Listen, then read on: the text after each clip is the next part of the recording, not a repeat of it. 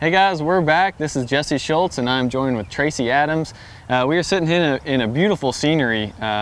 We've got the pond behind us. We've got gnats biting at our legs and stuff. So if we're dancing around a little bit, we're trying to get the gnats away from us. But practice is over for Tracy. He's finally finished. This is our fourth stop. And Tracy's actually sitting in third place in our AOY standings. So you're sitting pretty good after the first three events. Yeah, I feel pretty good about where I'm at. Just gotta try to keep rolling with it. Sure. And see what happens. Now, the Tracy Adams that I know is, you know, that Lewis Smith and Beaver Lake kind of set up for you, right? Right. Oh yeah, that's my kind of stuff. Right. But I also like lakes like this as long as I can catch them shallow. Sure, sure.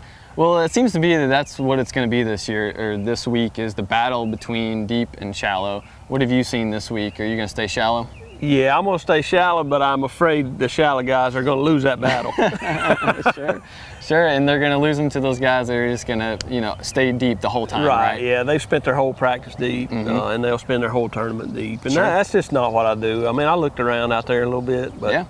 You know, just hoping you'll find the magic spot, but I didn't find it. Sure, but you got to fish your strengths. I mean, you can't just beat your brain out there, you know, trying to find that deep stuff if that's not what you're good at. That's exactly right. That's exactly right. I'm just going to try to do what I know how to do best, and hopefully, you know, catch some fish and get some points. Yeah, so for a guy who's sitting in third place in AOY points, you're just trying to, if you don't think you can win this tournament, you're trying to keep those points to move on to the next event. Try to get every point I can get. Yeah, so what do you got to do this week to catch a 5 bass a day?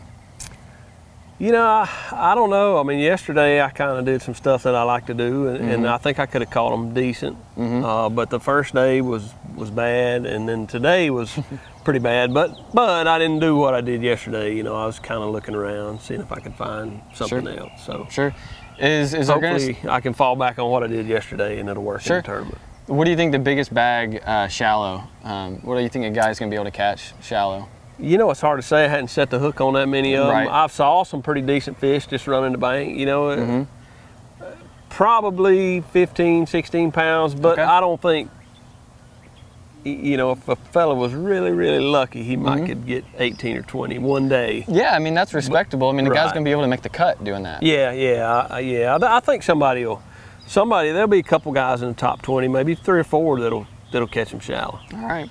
Well, we're going to see what happens, shallow versus deep. Check us out this week. There's going to be guys like Randy Haynes and Mark Rose that are going to be chucking those big baits deep. You're going to see Tracy Adams fishing shallow with the rest of them.